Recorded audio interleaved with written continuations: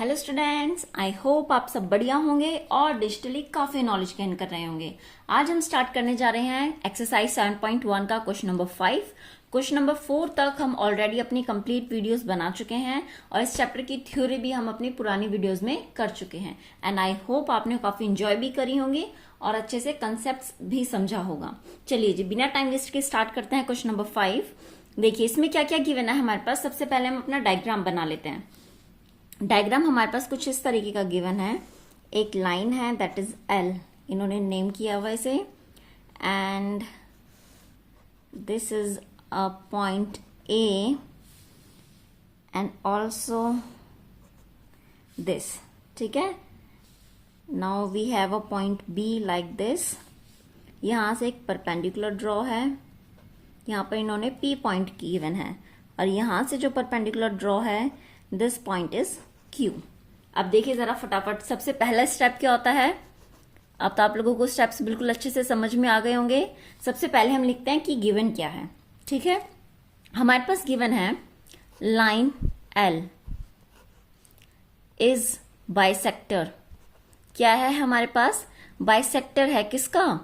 Angle A का। चलिए जी, ये हमारे पास गिवन है। अब देखेंगे इन सब का पहले गिवन और जो हमें फाइंड आउट करना है वो लिख लेते हैं, फिर समझेंगे कि क्या मतलब है इन सब का। नेक्स्ट हमारे पास गिवन है that BP is perpendicular to AP and again B Q is perpendicular to A Q. ये हमारे पास गिवन है and what we have to show that, we have to prove that हम लोगों को triangle A P B congruent proof करना है triangle A Q B के। ये हमारे पास बी लिखा हुआ है। ठीक है, चलिए जी, इन दोनों को हमें प्रूफ करना है। दूसरा हमें ये भी बताना है that BP is equals to B Q. ये दोनों चीजें हमें प्रूफ करनी है। चलिए स्टार्ट करते हैं। सबसे पहले देखिए क्या गिवन है। Line L is bisector of angle A. Angle A देखिए कंप्लीट है और लाइन एल कुछ इस तरीके से जा रही है। इट मीन्स बाइसेक्टर का मतलब क्या हुआ? This angle is equal to this angle.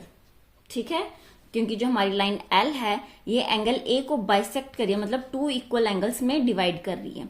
हमें इतना पता चल गया। दूसरा हमें पता है BP perpendicular, it means this is perpendicular and this is also perpendicular. अब देखिए हमें क्या शो करना है, A P B, A P B, it means this one triangle and A Q B और ये वाला ट्राइंगल, इन दोनों को कॉन्ग्रुएंट प्रूफ करना है। तो आप देख सकते हैं सबसे पहले डायग्राम में हमारे पास क्या क्या गिवन है।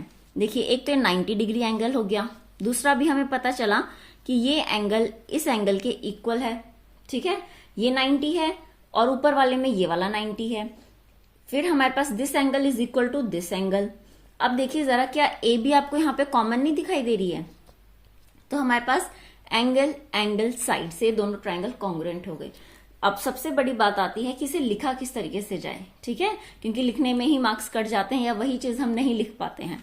चलिए जरा स्टार्ट करते हैं सोल्यूशन फटाफट। सबसे पहले हम लिखते हैं that is angle A P B is equals to angle A Q B equal to 90 degree. यही चीज हमारे पास थी, ए पी बी 90 डिग्री है, ए क्यू बी ये भी हमारे पास 90 डिग्री है। चलिए जी, अब देखते हैं नेक्स्ट हमारे पास कौन सा एंगल होगा। Angle P A B equal to angle Q A B, और ये किस वजह से होगा? Angle bisector. ठीक है, इसका जो हम रीजन लिखेंगे दैट इज एंगल बाइसेक्टर। चलिए जी, अब देखिए कौन सा हो गया, that is P A and B. It means this one angle is equal to Q A B. याद रखिएगा आप इसे B A Q नहीं लिख सकते हैं। ठीक है, अब नेक्स्ट देखिए, नेक्स्ट हमारे पास कौन सी साइड होगी? दैट इज अब हमारे पास एक साइड है A B equal to A B, that is common. अब देखिए मैंने पीछे क्वेश्चन में तो एक जगह ए बी और यहाँ पर बी ए लिखा था, यहाँ पर मैंने दोनों ए बी और ए बी इक्वल लिखा हुआ है। दोनों में डिफरेंस क्या है? क्योंकि देखिए जरा, हमें ये देखना है कि हमें प्रूफ क्या करना है। A P B A Q B, it means first से थर्ड पर जाइए तो आपको ए बी मिलेगा। जब हम दूसरा ट्रायंगल देखेंगे फर्स्ट से थर्ड तो वहां भी हमें ए बी मिल रहा है, ठीक है। इसलिए मैंने यहाँ A B equal to A B लिखा, और यही चीज आप लोगों को अच्छे से समझनी है क्योंकि इस पर एमसीक्यूज भी आ सकते हैं, ट्रू फॉल्स भी आ सकते हैं, और आप लोगों के पास फिल इन द ब्लैंक्स भी आ सकता है, क्योंकि अब तो हमारे सारे क्वेश्चंस कंसेप्चुअल वाइज आने वाले हैं, ठीक है। इसलिए कि एक कंसेप्ट को समझते हुए चलिए, बहुत इंपॉर्टेंट चैप्टर है। आगे देखिए जरा, अब हमने क्या कर दिया, by angle, angle and one side. यहां से देखेंगे एंगल, एंगल और एक side, it means by angle, angle side, ठीक है। हमारे पास क्या, triangle A P B is congruent to triangle A Q B. हो गया प्रूफ, ये चीज हमने कर दी। अब नेक्स्ट देखिए हमें क्या करना था, BP and B Q equal करना है। क्या हमें ट्रायंगल में से बीपी और बी क्यू मिल सकता है?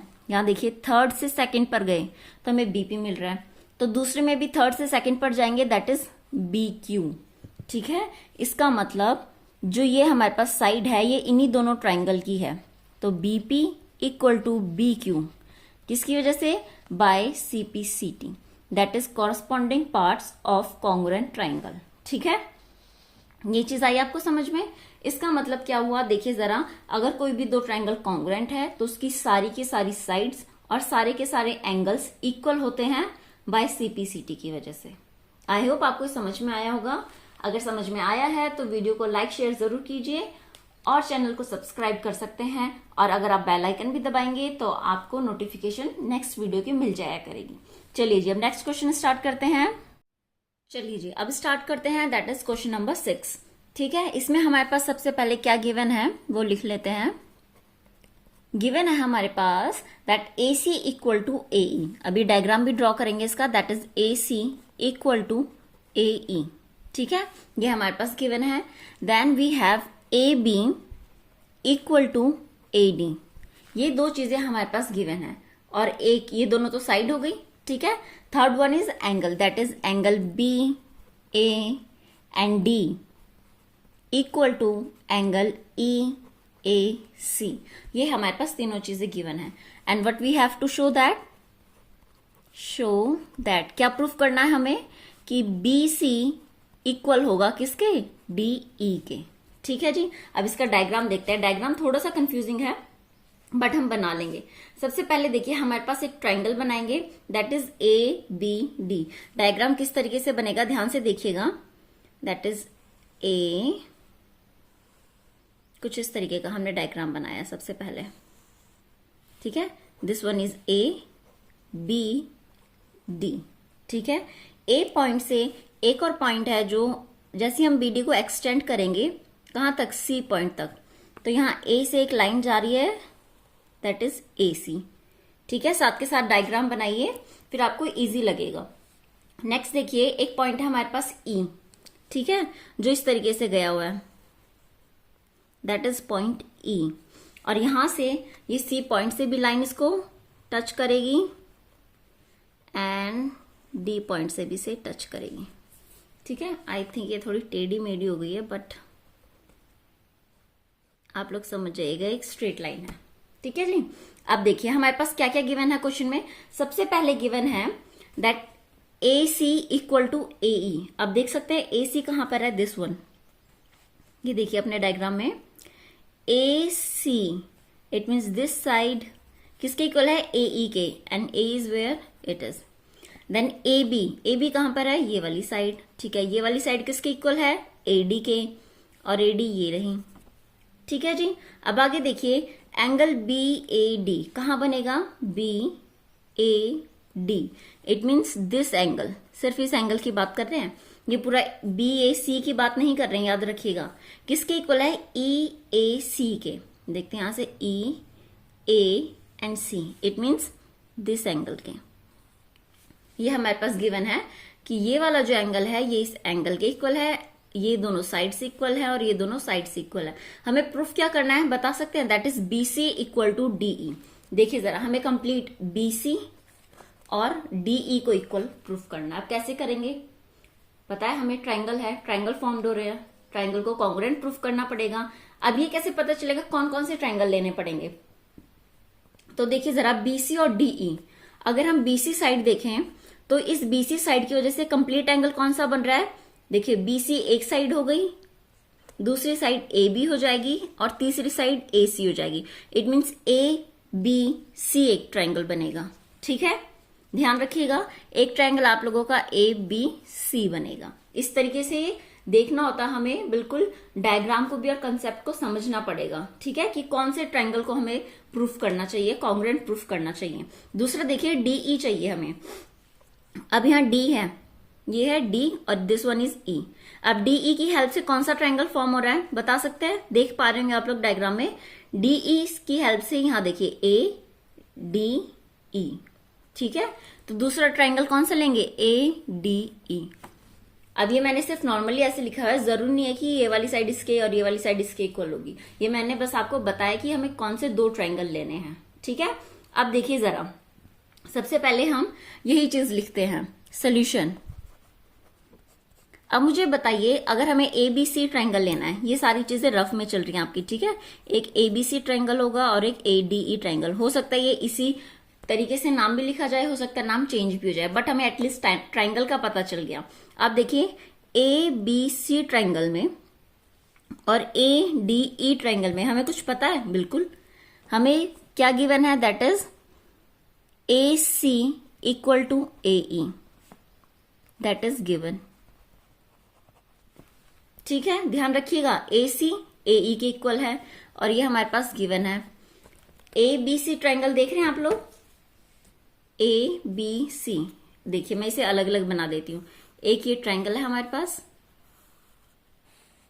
That is A B C. ठीक है, दूसरा ट्रायंगल है हमारे पास कुछ इस तरीके का, ए डी एंड ई। हमें पहले सबसे गिवन था कि जो हमारे पास ए सी है, दिस वन ए सी किसके इक्वल है, ए ई के इक्वल है। ठीक है, ये तो हमारे पास गिवन था, नाम चेंज मत कर दीजिएगा इसका। दूसरा हमारे पास गिवन था कि ए बी इक्वल है ए डी के। इसका रीजन ये भी गिवन है हमारे पास बुक में। ठीक है, that is A B is equal to A D. इसे डी ए मत कर दीजिएगा। ठीक है, जो ऊपर क्वेश्चन में गिवन है वही लिखना है। अब और देखिए जरा, angle, angle B A D equal to angle E A C, ये भी हमारे पास गिवन है। ठीक है, अब बी ए डी एंगल देखिए जरा, कौन सा होगा हमारे पास, अच्छा बी ए डी यहां पर गिवन है और हमने ट्रायंगल बी ए सी लिया हुआ है। अब सबसे इंपॉर्टेंट पार्ट देखिए इसका, आप लोगों ने 5th चैप्टर में प्रॉपर्टी पढ़ी होगी। मान लीजिए एक्स और वाई दोनों इक्वल हैं। ठीक है, क्योंकि अभी वही प्रॉपर्टी यहां पर यूज होगी 5th चैप्टर की। मान लीजिए एक्स और वाई दोनों इक्वल हैं। अगर मैं इसमें +1 कर दूं और इसमें भी +1 कर दूं, क्या ये अभी भी इक्वल रहेंगे, बिल्कुल। ठीक है, अगर मान लीजिए मैं एक्स में +2 कर दूं और वाई में +1 कर दूं, क्या ये अब इक्वल होंगे, बिल्कुल नहीं। ठीक है, याद रखिएगा, अगर दो इक्वल चीजों में मैं सेम वैल्यू ऐड कर दूं या सेम वैल्यू सब्ट्रैक्ट कर दूं तो हमेशा आंसर इक्वल ही रहेगा। ठीक है, आई बात समझ में। ये देखिए एग्जांपल लेकर सॉल्व करते हैं। मान लीजिए हमें पता है 2 = 2 होता है। ठीक है, अगर मैं 2 में 3 ऐड कर दूं और यहां भी 3 ऐड कर दूं, इट मीन्स ये अभी भी इक्वल होगा, 5 = 5। ठीक है, तो देखिए जरा, जब भी हम दो इक्वल चीजों में सेम चीज को ऐड या सब्ट्रैक्ट करते हैं तो वो भी हमेशा इक्वल रहेंगे। अब यहां से देखिए जरा अपने डायग्राम में, जो हमारे पास डायग्राम गिवन है, हमें पता है कि जो ये एंगल है, this one angle B A D, ठीक है, किसके इक्वल है, ई ए सी के इक्वल है। अगर मैं इन दोनों में ये कॉमन एंगल ऐड कर दूं, इतने वाला, ये एंगल तो हमें पता है इसके इक्वल है। ठीक है, अगर बी ए डी में भी ये वाला एंगल ऐड कर दूं और ई ए सी में भी यही वाला एंगल ऐड कर दूं, तो ये क्या इक्वल नहीं होंगे, बिल्कुल इक्वल होंगे। तो यही चीज हम लोग लिखेंगे। ठीक है, अब देखिए बी ए डी है, it means B A D plus क्या ऐड करेंगे हम इसमें, that is D A C. तो angle D A C equal to, यहां देखिए एंगल ई ए सी तो एज इट इज है, प्लस यहां भी कौन सा एंगल लिखा जाएगा, D A C, angle D A C. ठीक है, इन दोनों को प्लस करेंगे तो कौन सा एंगल मिला, ये देखिए BAD में DAC करेंगे तो क्या हमें पूरा कंप्लीट एंगल मिल जाएगा।